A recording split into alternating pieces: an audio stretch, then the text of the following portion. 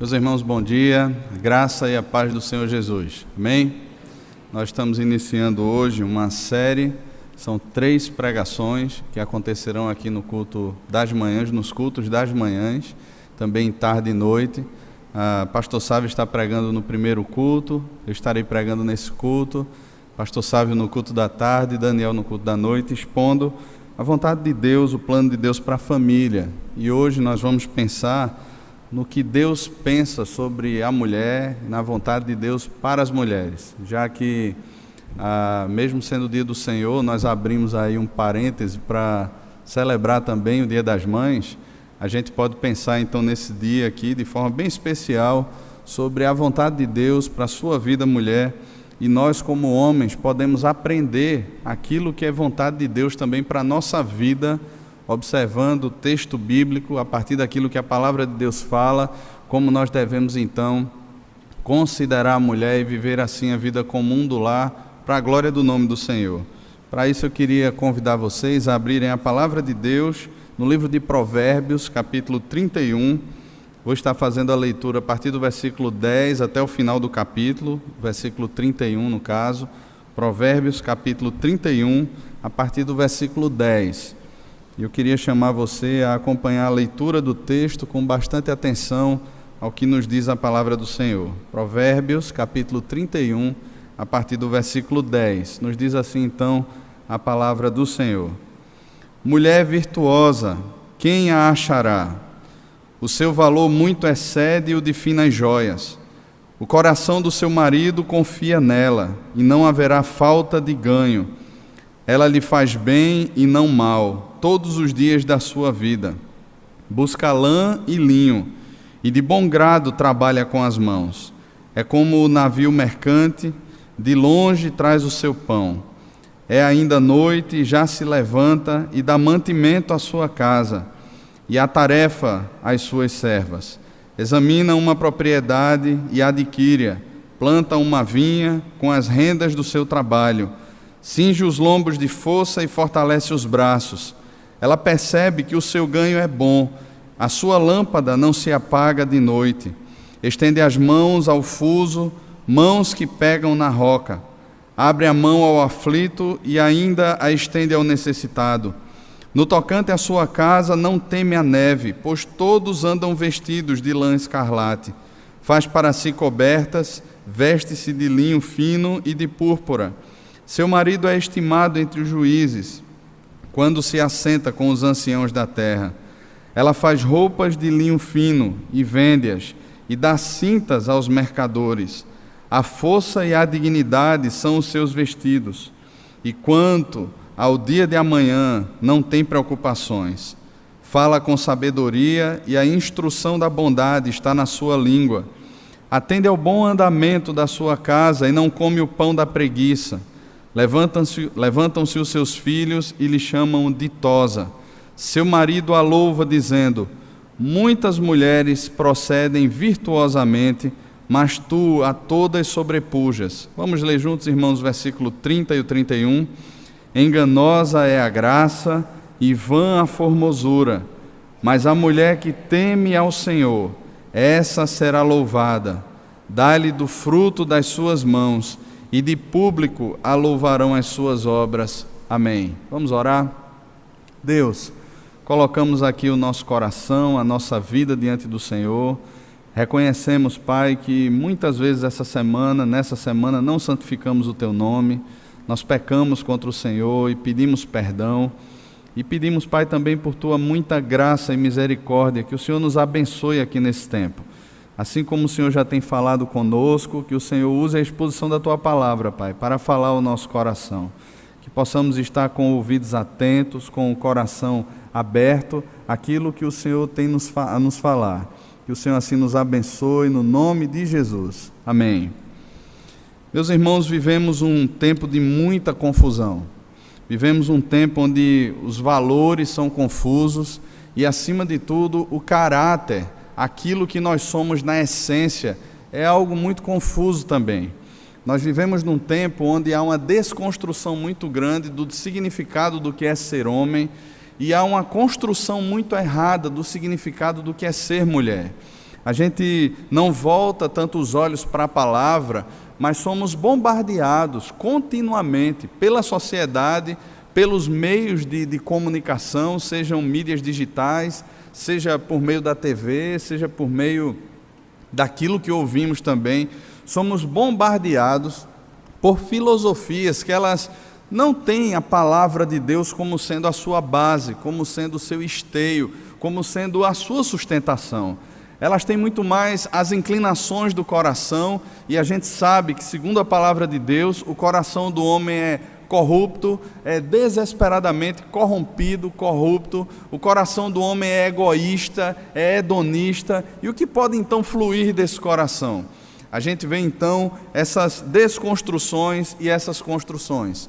Uma das palavras mais pesquisadas nos últimos tempos na internet é a palavra empoderamento feminino.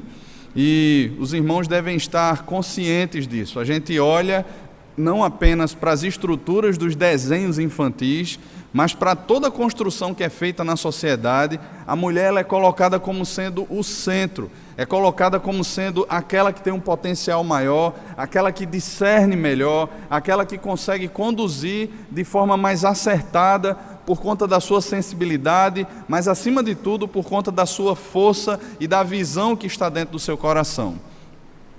Em muitos desses aspectos, irmãos, nós percebemos que, por conta do nascimento do movimento feminista, há muitos anos atrás, há de fato uma tentativa de tirar a mulher daquela posição que ela se encontrava antes, quase que não era contada. E nos tempos mais antigos, nos tempos bíblicos e até mesmo antes da vinda de Jesus, a mulher não era nem contabilizada. Muitos povos, inclusive a gente percebe isso dentro da cultura judaica, não que Deus criou essa estrutura, mas a gente percebe de forma muito clara a mulher sendo colocada por muitas vezes num segundo ou no terceiro ou em até mesmo nenhum plano. A gente percebe que a palavra de Deus, desde a criação, ela dá um local ao homem, ela tem lugar para o homem e ela tem um lugar para a mulher. Não há um desprezo, não há um menosprezo, não há um sentimento no coração de Deus ou uma percepção bíblica que despreze ou jogue a mulher para um canto qualquer, ou deixe a mulher sem ser contabilizada ou sem ser percebida na história. Pelo contrário, a gente percebe de forma muito clara na criação, Gênesis capítulo 1 ainda, que Deus os criou, homem e mulher os criou, e estabeleceu num jardim, e deu papéis definidos, e deu toda uma estrutura para que ambos desenvolvessem ali uma vida para a glória de Deus. Só que o nosso tempo é muito confuso, irmãos, e a gente vê pelo menos 4 aspectos onde a nossa geração, esse mundo que a gente vive, tenta imprimir como sendo verdade no coração das mulheres, no coração da sociedade. O primeiro desses aspectos é identidade. A identidade, ela não está na essência daquilo que Deus deu, mas a identidade passa a ser buscada agora por aquilo que eu posso conquistar, por aquilo que eu posso alcançar. Eu estou falando aqui entre aspas gigantescas, viu, irmãos? Eu como sendo mulher. Então, como a mulher possa alcançar, o que a mulher possa alcançar, aquilo que a mulher possa galgar aí nos patamares da sociedade. Então, a identidade é algo muito confuso. Então, para que eu seja, entre aspas, gigantescas, ou melhor, para que a mulher seja identificada na sociedade, ela precisa ter uma posição diferente daquilo que costumeiramente existia no passado. Para que ela possa ser louvada por aquilo que ela é, ela precisa que ela vença essas barreiras que a avó dela, que a bisavó dela viveu há muitos anos atrás.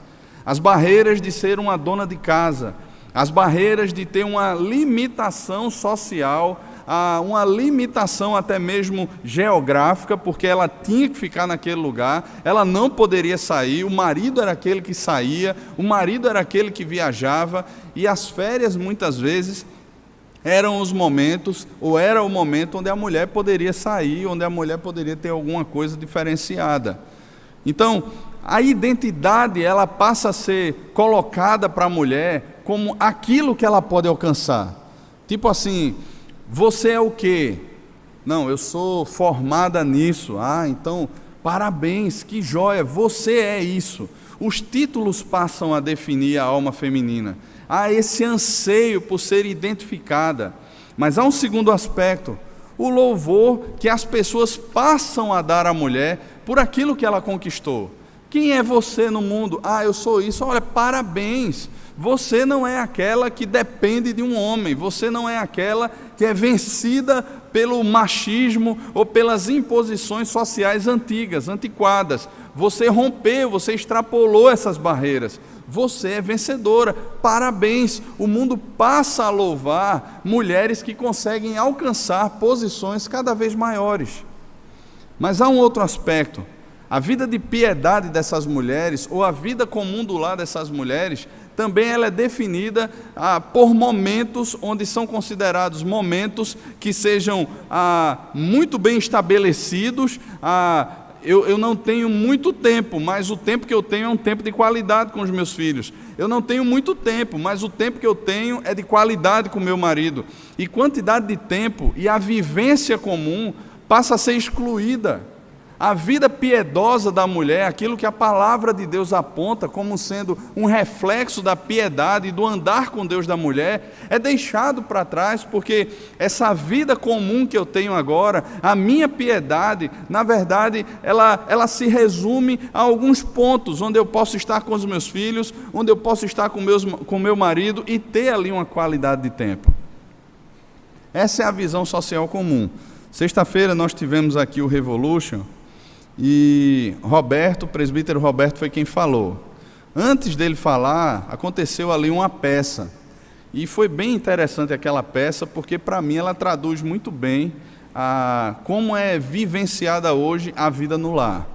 Um pai, uma mãe que acordam e já ligam lá o seu smartphone, já estão olhando quantas mensagens receberam durante a madrugada e sentam para tomar café exatamente assim, um olhando de um lado, outro olhando do outro, o marido falando dos desafios que ele tem para o dia e a mulher do outro lado sorrindo assim, que bom, que joia, sem nem saber o que é que ele está falando direito. Os filhos, cada um também na sua rotina, cada um com seu smartphone também, cada um pensando em quem curtiu a minha foto, quem comentou a minha foto, quem fez isso, o que é que aconteceu ontem, que eu perdi, já estava dormindo e eu tenho que recuperar o tempo perdido.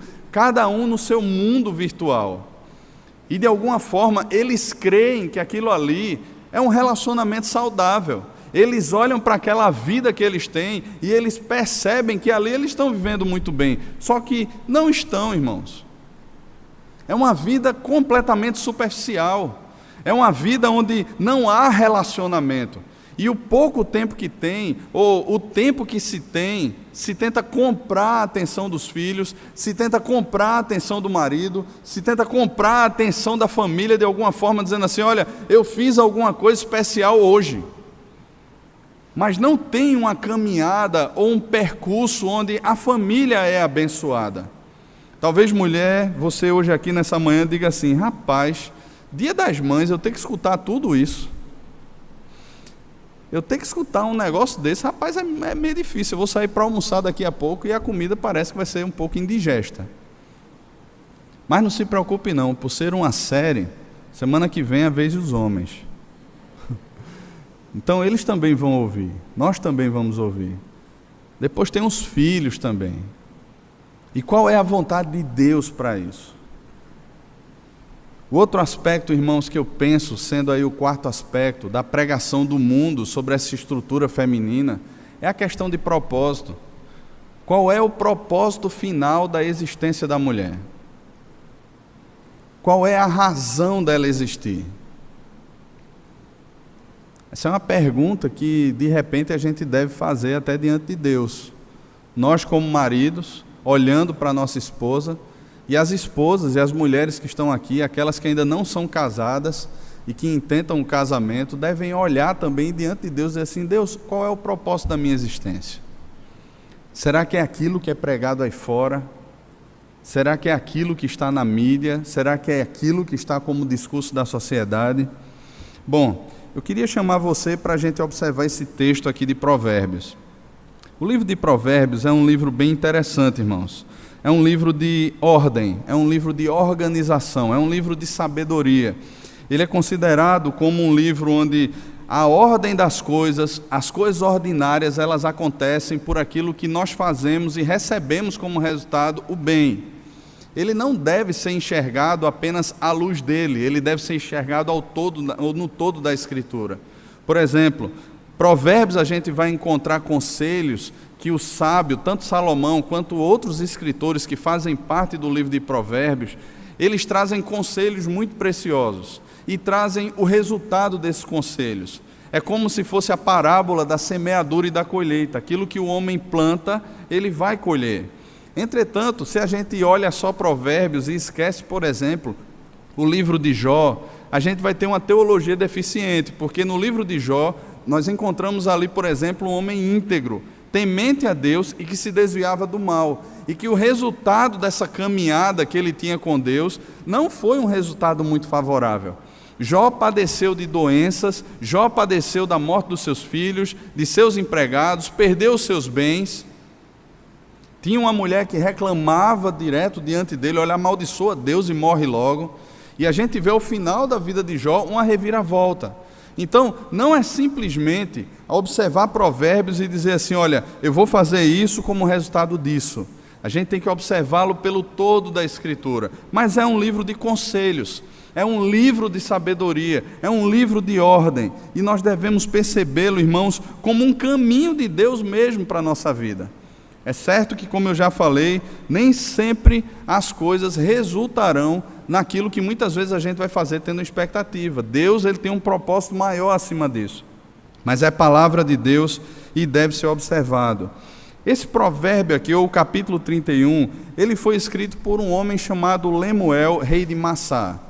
Só que esse texto que foi escrito, ele não saiu simplesmente do coração de Lemuel. Foram conselhos que a mãe de Lemuel deu a ele. São conselhos da mãe dele para ele. E foram inspirados pelo Espírito Santo e estão registrados aqui para o nosso conhecimento, nosso crescimento e amadurecimento na fé. Então, a partir do versículo 10, o que nós encontramos é um acróstico. São 22 versículos e cada um desses versículos, na Bíblia hebraica, ele começa por uma letra do alfabeto hebraico. Aleph, Bet, Gimel, Dalet, sai seguindo essa ordem até o Tav, que é a última letra lá que se encontra no versículo 31. E esse acróstico também ele é bem interessante, porque ele forma aqui uma estrutura quiástica, ou um quiasmo, que acontece muito também dentro da poesia hebraica. É interessante como está formado aqui o texto, porque, por exemplo, o versículo 10, quando a gente olha mulher virtuosa, quem a achará? A gente olha lá o versículo 30 e o versículo 31, olhe comigo lá. Enganosa é a graça e vã a formosura, mas a mulher que teme ao Senhor, essa será louvada, dá-lhe do fruto das suas mãos, e de público louvarão as suas obras.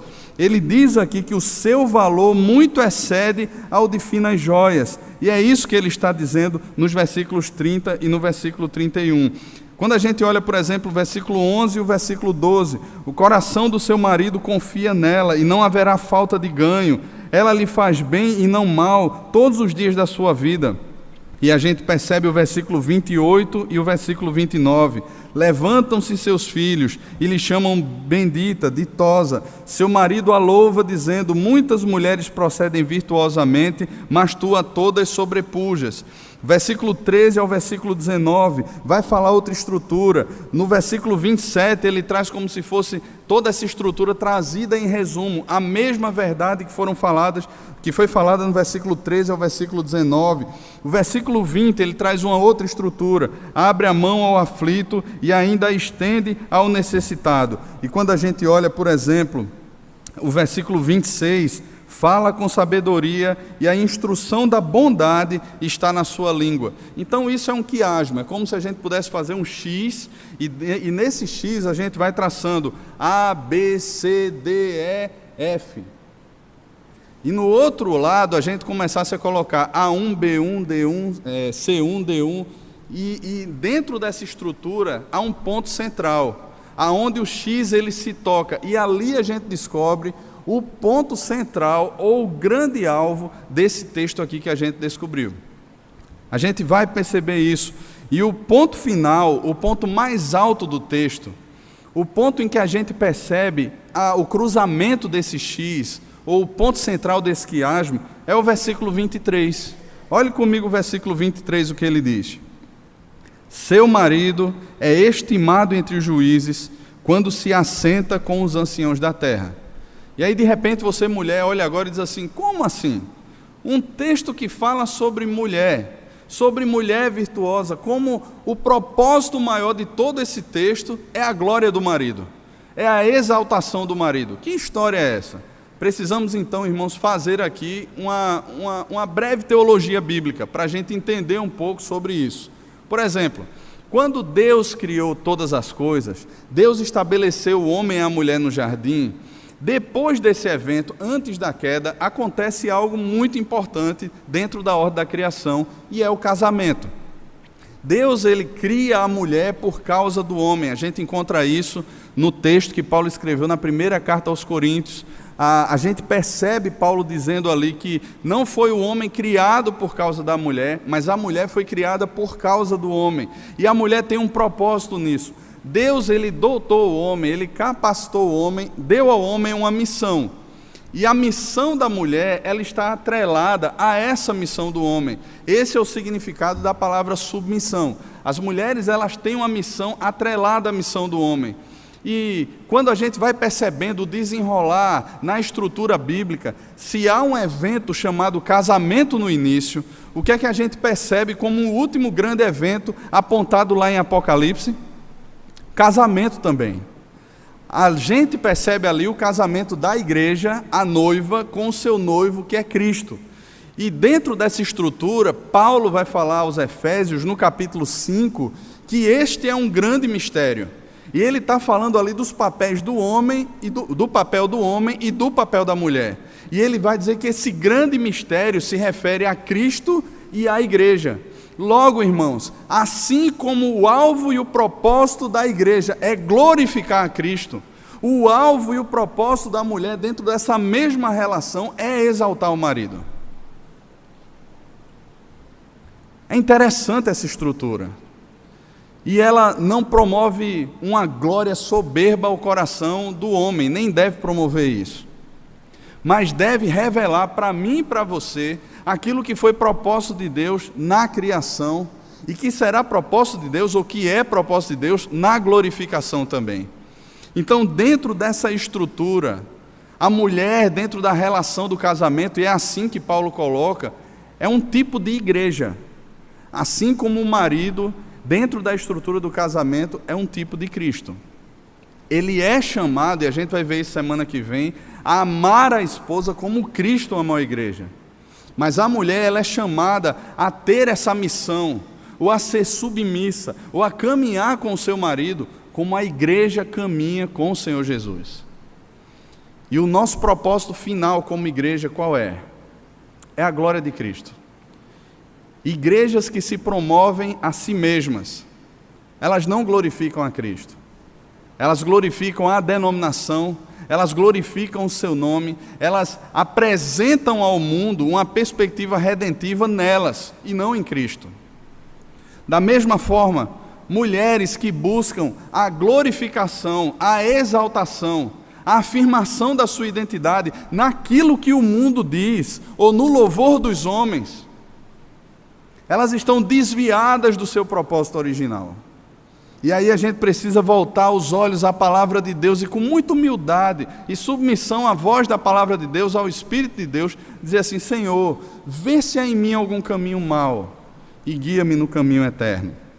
Ok, feitas aí essas considerações, a gente percebe de forma muito clara o versículo 10, assim como o versículo 30 e o versículo 31, dentro dessa estrutura do quiasmo. A gente percebe aqui qual é a verdadeira identidade da mulher, qual é ou onde está o coração da mulher, em que é firmado ou deve ser firmado o coração de uma mulher virtuosa. Perceba comigo, mulher virtuosa, quem a achará? O seu valor muito excede ao de finas joias. A gente vê de forma muito clara que essa mulher, ela não está à procura de uma definição, mas ela está sendo definida aqui. Quem está escrevendo esse texto é Lemuel. Quem está falando isso e quem afirma a identidade da igreja é o Senhor Jesus. Logo, irmãos, não é alguém que está correndo atrás de uma identidade, de uma definição, com base naquilo que se pode conquistar como títulos, ou daquilo que eu posso conquistar financeiramente, ou daquilo que as minhas amigas vão falar, ou daquilo que alguém vai falar ao meu respeito, ou daquilo que, humanisticamente falando, alguém possa olhar para a mulher e aplaudi-la, porque ela conseguiu conquistar essa identidade pela força do braço. Mas é alguém que está definida. É uma mulher que tem a sua identidade firmada naquilo que Deus fala a respeito dela. E ele está dizendo aqui que ela é uma mulher virtuosa. E quando a gente vai para o versículo 30 e o versículo 31, o coração dela não está no temor dos homens. O coração dela não está firmado naquilo que de repente ela possa deixar de fazer e as pessoas param de aplaudi-la, ou naquilo que ela pode passar a fazer para receber o aplauso das pessoas. Mas o que o texto diz é que essa mulher teme ao Senhor e por isso ela é louvada. A gente vai encontrar aqui mesmo no livro de Provérbios, o capítulo 9, versículo 10, fala que o temor do Senhor é o princípio da sabedoria. No livro de Jó, o capítulo 28, versículo 28, fala também que o temor do Senhor é esse princípio do saber. O salmo que nós lemos aqui no início do culto, o Salmo 128, ele diz: bem-aventurado é aquele, é o homem que teme ao Senhor e anda nos caminhos do Senhor. A gente percebe aí uma questão de estrutura e de direção. Temer ao Senhor, perceber quem é Deus, perceber a identidade do nosso Criador, e como servos de Deus, olhando para essa identidade do Senhor, reverenciando esse Deus, nós adorarmos Ele, seguindo aquilo que é direção dEle para a nossa vida, e Ele nos dá a direção por meio da sua palavra. Logo, essa mulher, ela reconhece quem é Deus. Não é alguém que não conhece a Deus, mas ela está dentro da aliança, ela está dentro do pacto, ela conhece a palavra de Deus, ela teme ao Senhor. E como resultado desse temor do Senhor, ela passa a andar nos caminhos do Senhor. Ela tem uma identidade, ela sabe quem ela é, e ela está em paz com isso, com essa identidade que Deus deu a ela. Não existe qualquer desespero no coração dessa mulher virtuosa em dizer assim: olha, mas o que é que vão pensar de mim? Mas como é que vão me observar? Elas vão me chamar de retrógrada, disso, daquilo, outro. Ela está em paz, irmãos. Ela está muito bem definida, porque quem define ela é o próprio Deus. E por ela temer ao Senhor, ela se submete àquilo que Deus lhe deu e vive em paz com isso. O que o mundo enxerga, ou o que os homens têm enxergado hoje, é uma coisa completamente diferente. A mulher hoje, para ser considerada, ela precisa ter uma boa estética, ela precisa ser bonita, ela precisa ser apresentável. Não há uma luta na palavra de Deus contra a beleza feminina. Não há uma luta na palavra de Deus contra mulheres que vão no salão de beleza, que se cuidam. Não há. Mas a gente encontra alguns princípios muito sérios na palavra de Deus que quebram essa idolatria da beleza, que quebram essa idolatria do ego, que quebram essa idolatria do empoderamento. Por exemplo, abra sua Bíblia lá na primeira carta de Pedro, no capítulo 3. Primeira carta de Pedro, capítulo 3. Ou melhor, me perdoe, irmãos. Isso, é primeira carta de Pedro, capítulo 3. A partir do versículo 1 até o versículo 6, diz assim: mulheres, sede vós igualmente submissas a vosso próprio marido, para que, se ele ainda não obedece à palavra, seja ganho sem palavra alguma por meio do procedimento de sua esposa, a observar o vosso honesto comportamento cheio de temor. E entenda temor aqui como temor do Senhor, o mesmo temor que é falado lá em Provérbios 31:30. não seja o adorno da esposa o que é exterior, como frisado de cabelos, adereços de ouro, aparato de vestuário, seja, porém, o homem interior do coração, unido ao incorruptível trajo de um espírito manso e tranquilo, que é de grande valor diante de Deus. Olhe bem, note bem aqui o que ele está dizendo. Ela não está sendo, ou ela não está desenvolvendo a sua vida buscando o aplauso dos outros. Mas ele faz questão de dizer aqui, de grande valor diante de quem, irmãos? Diante de quem? Diante de Deus. Pois foi assim também que a si mesmo se ataviaram outrora as santas mulheres que esperavam em Deus, estando submissas a seu próprio marido, como fazia Sara, que obedeceu a Abraão, chamando-lhe Senhor, da qual vós vos tornastes filhas, praticando o bem e não temendo perturbação alguma. Se a gente for também para a primeira carta de Paulo a Timóteo, se você puder abrir lá, capítulo 2, a partir do versículo 9... Primeira carta de Paulo a Timóteo, capítulo 2, a partir do versículo 9, nos diz assim: da mesma sorte que as mulheres em traje decente se ataviem com modéstia e bom senso, não com cabeleira frisada, ou com ouro, ou pérolas, ou vestuário dispendioso, porém com boas obras, como é próprio às mulheres que professam ser piedosas. Há uma luta na palavra de Deus contra a questão estética? De modo algum. Mas há uma declaração séria de Deus dizendo que a identidade da mulher, ela não é definida pelos padrões sociais ou por aquilo que se passa a alcançar, a correr atrás como sendo um objetivo para que eu seja louvada no final por isso. Não é esse o alvo, não é esse o propósito da palavra de Deus. São mulheres que estão muito bem definidas em Deus, estão muito bem definidas em Cristo, na obra de Cristo, naquilo que Cristo fala a respeito delas. E por isso elas caminham nesse mundo como mulheres piedosas, como mulheres virtuosas. E aí, irmãos, como é que o marido enxerga essa mulher? Se você olhar comigo o versículo 11, o versículo 12, e depois o versículo 28 e o versículo 29, você vai perceber isso. O coração do seu marido confia nela, não haverá falta de ganho, ela lhe faz bem e não mal todos os dias da sua vida. Versículo 28, levantam-se os seus filhos e lhe chamam ditosa. Seu marido a louva dizendo: muitas mulheres procedem virtuosamente, mas tu a todas sobrepuja. Ela é bendita pelos seus filhos. Os seus filhos olham para ela e a consideram bem-aventurada. E a raiz da palavra ditosa, ou bendita, ou bem-aventurada, é uma mulher que está satisfeita. É uma mulher que está em paz. É uma mulher que não está guerreando, como se tornou o castigo da queda, lá em Gênesis capítulo 3, o teu desejo será para com o teu marido e ele te governará.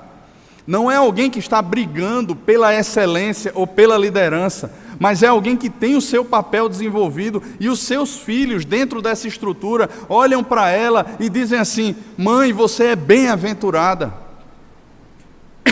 você é feliz, você é satisfeita, você é contente. Mãe, você é uma mulher piedosa, é uma mulher de Deus. Os filhos olham para ela e o seu louvor não está lá fora, mas o seu louvor acontece dentro de casa.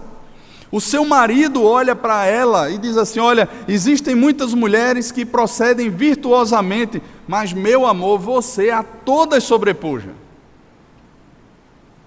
É a mais virtuosa. É uma mulher de Deus. É alguém que está olhando, está percebendo. Agora, irmãos, pense bem, com esse estilo de vida que muitas vezes nós estamos vivendo, qual marido tem tempo para observar o procedimento da sua esposa? Quais são os filhos que estão ligados à sua mãe, que percebem de forma muito clara essa mulher piedosa dentro de casa, no seu relacionamento com o seu pai? Para pensarem e até mesmo afirmarem: mãe, você é ditosa, você é bendita, você é bem-aventurada. Irmãos, é nesse ponto que muitas vezes a gente precisa rever o nosso caminho. É muitas vezes nesse ponto que a gente precisa rever como está montada a estrutura da nossa casa. Porque nós não estamos buscando, no final das contas, o aplauso do mundo.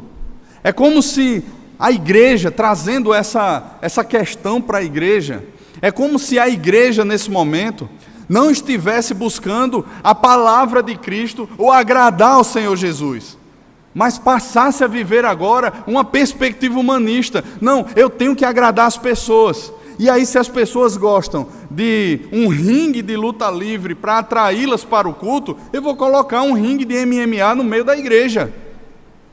Se as pessoas gostam de gelo seco e luzes brilhando, a gente vai fazer uma boate dentro da igreja. Se o que o mundo gosta é que seja servida bebida, que tenha um barzinho dentro da igreja, que tenha isso dentro da igreja, a gente vai fazer isso, porque é isso que vai fazer com que as pessoas aplaudam a igreja. Vamos nos tornar assim então. Imagina, na minha mente e na sua mente, é difícil pensar isso, não é verdade? É difícil. Imagina o pastor chegar aqui num domingo e, ao invés de abrir a Bíblia, abrir a revista Veja e começar a expor o que está ali na revista Veja. Ou expor aqui como foi o interrogatório de Lula. Ou começar a expor aqui as suas mazelas ou as suas querências, aquilo que está no seu coração. Irmãos, seríamos fundamentados em cima de humanismo. Mas o que está descrito aqui no texto é uma igreja que exalta o Senhor e que é louvada pelo seu Senhor. Da mesma forma que Efésios, Paulo vai nos dizer que o marido, ele age daquela forma para apresentar a esposa a si mesmo, gloriosa, sem mácula, sem defeito algum. Ele ama a sua esposa. Aqui, a esposa, ela está servindo em casa, ela vive essa vida, e os filhos a louvam, e o seu marido a louva. Eles percebem essa mulher bem-aventurada em casa. Eles percebem, eles têm tempo para conviver com essa mulher mais que virtuosa dentro de casa. O que o seu marido enxerga em você? Se você é solteira ainda, o que é que o seu pai enxerga? O que é que os rapazes têm visto em você? O que é que seus filhos enxergam em você? O que, irmã? O que é que eles enxergam? Quem é que está louvando você? Suas amigas? As pessoas lá de fora?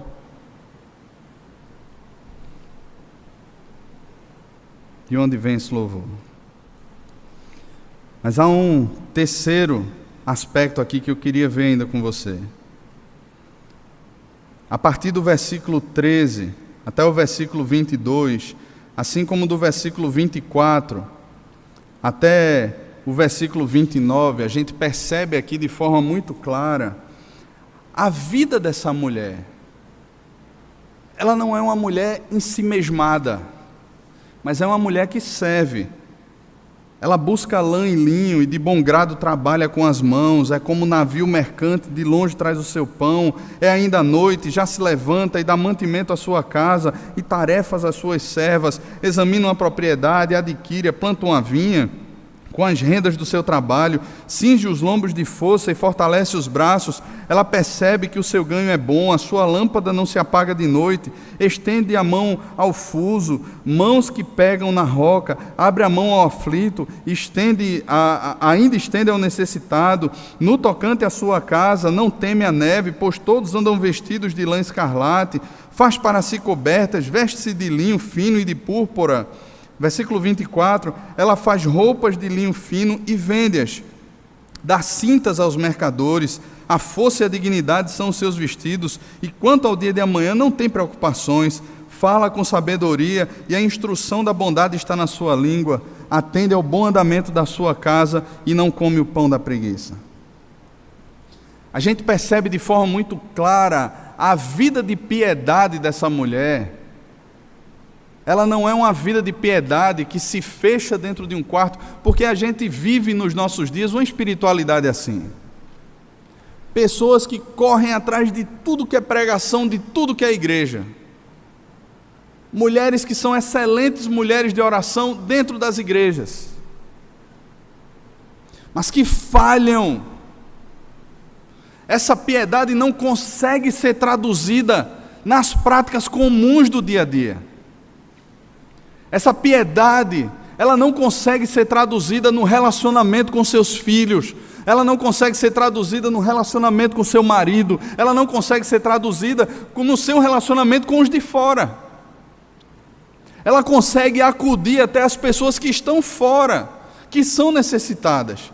Mas não é acudir apenas com o pão, mas ela também é uma sábia conselheira e instrutora, como diz o versículo 26. Ela fala com sabedoria e a instrução da bondade está na sua língua. Ela conhece a palavra de Deus, ela instrui segundo a palavra de Deus, ela aconselha segundo a palavra de Deus. Essa piedade não está apenas na mente, mas ela desce para o coração e se traduz em prática, irmãos. Ela vive isso. E parece que nos nossos dias nós nos satisfazemos muito mais com uma fé que é lógica, com aulas que nós temos, com um aprendizado, com aquela bagagem que achamos que temos. Mas isso não desce para o coração. Parece que é um abismo profundo que separa aquilo que conhecemos daquilo que vivemos. Não se conecta. Não se abraça. Imagina, dentro de casa, quantas brigas nós temos. Eu lembro que há uns 8 anos atrás, eu conversei com um casal, e aí eu coloco aspas, e foi uma conversa assim que, no começo eu achei interessante, bem engraçada, até eu ri, e depois eu percebi a desgraça que estava estabelecida ali. A pessoa chega e diz assim: estamos em crise. Qual é a crise? Meu marido está me devendo 6 mil reais. Eu, 6 mil reais? Devendo? Como assim? Não, terrível, pastor, está devendo aí 6 mil reais. Fez aí um upgrade no carro dele, botou roda de liga leve, banco de couro, fez não sei o que tal, queimou o dinheiro todinho. E aí lembrou que tinha a parcela do apartamento, que tinha isso para pagar, e não tinha mais dinheiro. E aí veio me pedir emprestado. Eu tenho lá minhas contas, tudo certinho, pago o que eu tenho que pagar, pago as despesas da casa que me cabem pagar. Aí o sujeito chega para mim, me empresta aí 6 mil, para eu pagar aqui uns boletos aqui que eu não tive condições de pagar. Mês que vem eu lhe dou. Fui lá e passei no cartão. Paguei tudinho com o meu cartão para o sujeito. Faz 3 meses, pastor. Na verdade a dívida era 3 mil e pouco, parece. Os outros 3 mil eram de juros já. Está aqui com juros para ele pagar. E ele não me paga 6 mil e poucos reais. E eu quero aí, eu estou pensando aí em fazer um negócio a laser, isso, aquilo, outro, tal. E cadê o dinheiro? Ele não me paga. Rapaz, no começo, eu comecei rindo com esse negócio. Sabe quando você olha assim, não, eu não acredito. Quando você olha para o negócio e diz assim, rapaz, isso está acontecendo comigo mesmo, me belisca. E era verdade. Aquilo realmente estava acontecendo. E eu disse assim, gente, vocês são casados no papel apenas. Como é que marido e mulher têm contas separadas? Não, eu tenho minha conta no banco, meu cartão de crédito, ele tem o dele. Como é que isso pode acontecer? Como é que a gente pode gerir uma vida que é uma só? Eu estava conversando com um casal, aconselhando essa semana, eles estão se preparando para o casamento, e a gente estava falando sobre o que é uma só carne. E alguns teólogos chamam até de a parábola mais próxima do relacionamento da Trindade, Pai, Filho e Espírito Santo. Eles são uma só carne, eles formam um único Deus. Da mesma forma que o marido e a mulher não é mais, são os meus problemas e minha mulher é uma problemática, são os problemas dela. É uma só carne, são os nossos problemas, é a nossa vida, passa a ser uma só. Não é desassociado, não tem como partir esse negócio. É por isso que o casamento é algo tão sério. E essa união que é selada no leito conjugal é algo tão sério. Porque se torna, misticamente, espiritualmente falando, uma só carne ali naquela noite de núpcias. Não tem como separar mais. É por isso que é tão sério o casamento, irmãos. E muitas vezes a gente olha e percebe de forma muito clara casamentos onde aqui é meu, aqui é seu. Aqui eu pago, ali você paga. É o meu dinheiro e é o seu dinheiro. A gente não vê isso nessa relação da mulher aqui com a casa dela, com o marido e com os filhos. A gente vê uma mulher que ela é piedosa, que ela tem a sua identidade formada no Senhor Jesus e que ela desenvolve a sua vida agora como tal. Ela não está recebendo ou pensando um dia aconselhar os seus filhos: minha filha, seja independente para não depender de marido. Ela não aconselha assim. Eu estava falando semana passada lá na classe das mulheres que quando, às vezes eu saio para passear de bicicleta com os meninos, com Sara e Arthur, e todas as vezes que a gente sai, eu faço questão de dizer: Arthur vai liderar o passeio. Ele vai na frente. A bicicleta dele ainda tem rodinhas, irmãos. Ou seja, é lenta. Ele tem 5 anos de idade. A bicicleta da irmã dele é maior do que a dele, não tem mais rodinha. E a minha também é maior. E fica lento às vezes o passeio, principalmente quando pega na areia, né? Fica emperrando e às vezes a rodinha suspende o pneu do meio e fica atolou, aí para todo mundo. Eu digo assim: bora, Tuzão, desce aí, empurra, para onde é que a gente vai? Vamos para aquela rua, pai. E ele vai lá puxando o passeio. Só que no coração de Sara é o seguinte: eu quero passar ele, pai, ele é muito lento, eu quero ir lá na frente. E eu digo a ela: não, você vai seguindo ele. Sabe por quê, irmãos? Quando a gente cria filhos, a gente não cria para a gente. Dói no meu coração dizer isso, mas eu tenho que preparar minha filha para o marido que ela vai ter um dia. Queria que Jesus voltasse antes, irmãos.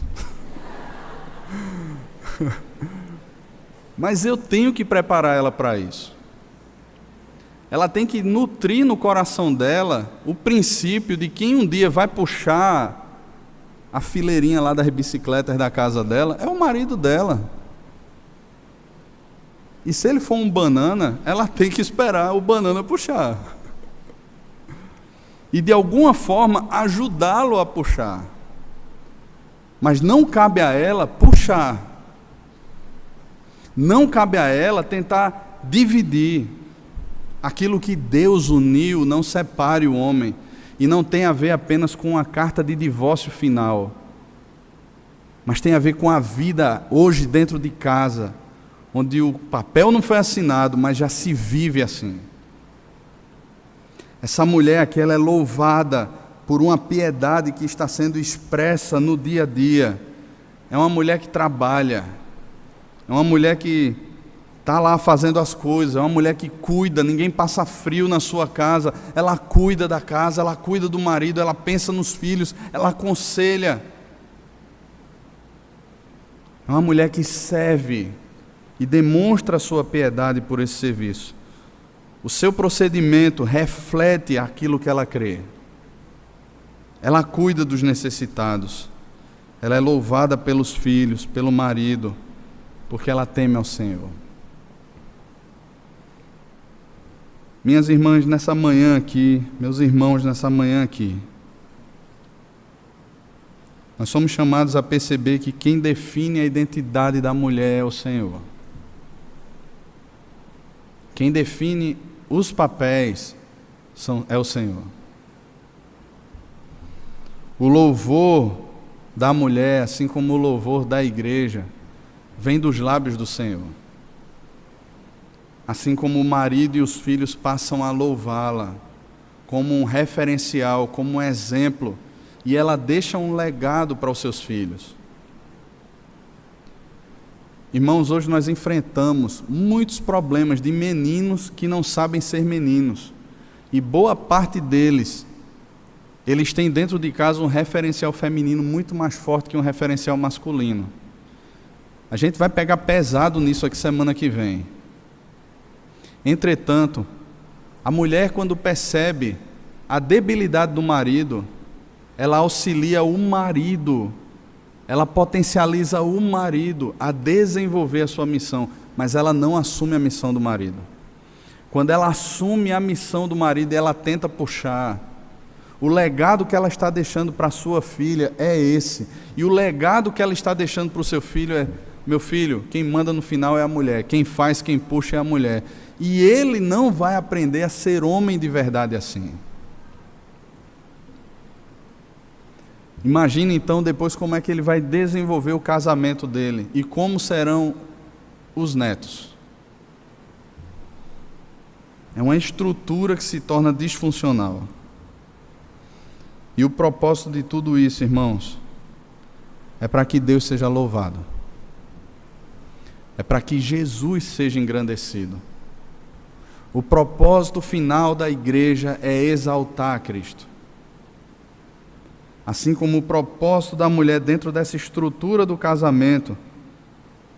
Perceba que no texto, versículo 23, enquanto que a mulher é louvada pelos de casa, pelos filhos e pelo marido, o seu marido, ele é estimado entre os juízes quando se assenta com os anciãos da terra. Ele é louvado pelos de fora. As pessoas lá fora estão olhando para esse cara e estão dizendo assim: rapaz, você é um cara de Deus. Você é um cara bem cuidado. E aí talvez se aplique aquele ditado, né, que por trás de um grande homem tem sempre uma grande mulher. E nesse sentido aqui, uma mulher virtuosa, uma mulher de Deus. Uma mulher de Deus.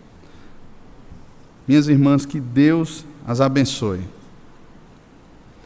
Que Deus possa quebrar as barreiras, o preconceito e o ódio que talvez você tenha no seu coração de mim agora. Mas que você possa olhar para a palavra de Deus e dizer para a sua vida, para o seu coração, falar assim: Deus, essa é a tua palavra, essa é a tua vontade, esse é o teu plano para a minha vida, Senhor, e eu quero viver como uma bendita do Senhor, aquilo que o Senhor tem para mim, não o que a sociedade tem para mim. Eu quero buscar o louvor daqueles que o Senhor me deu, mas não daqueles que estão aí fora que não te conhecem, que prezam por tantas coisas que são apostasia, fruto de egoísmo, de hedonismo, de incredulidade. E que você, marido, se tem uma mulher de Deus, louve a sua mulher. Claro que é fruto da bênção de Deus, da graça de Deus na vida dela, e essa identidade que ela tem é firmada no Senhor. Mas elogie a sua mulher, cuide da sua mulher. Você que é filho, honre a sua mãe. Honre. Nós somos chamados, irmãos, como família, a perceber o trono de Deus e a glória de Deus no seio da nossa casa.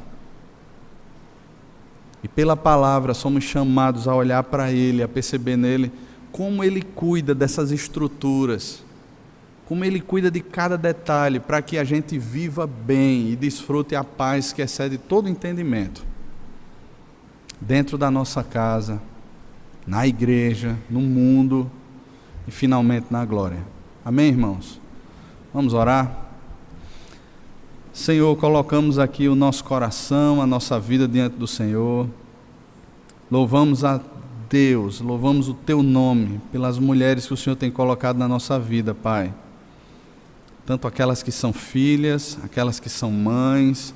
E nesse dia, de forma especial, Pai, quero Te pedir pelas mães, pelas mulheres aqui dessa igreja, Pai, que o Senhor as abençoe, que o Senhor as faça como luzeiros nesse mundo, nessa sociedade que jaz em trevas, Pai, e que carece da verdadeira luz, desse significado que Jesus dá à nossa vida. Senhor, abençoa essas mulheres, Pai, que elas possam, Pai, ser para esse mundo como paradigmas, como uma contradição a tantos valores invertidos, Pai, a tanta ambição, a tanta inquietação, a tanta a perturbação que as mulheres vivem nos nossos dias, que elas possam ser como um local seguro, um local de calma. As mulheres que não te conhecem, quando olham para elas, percebem essa paz que excede todo o entendimento, porque a identidade delas está firmada no Senhor. Elas temem ao Senhor, andam no caminho do Senhor, e assim, Pai, elas vivem a vida comum do lar, debaixo da bênção do Senhor, para a glória do Senhor. O Senhor nos abençoa assim, em nome de Jesus. Amém.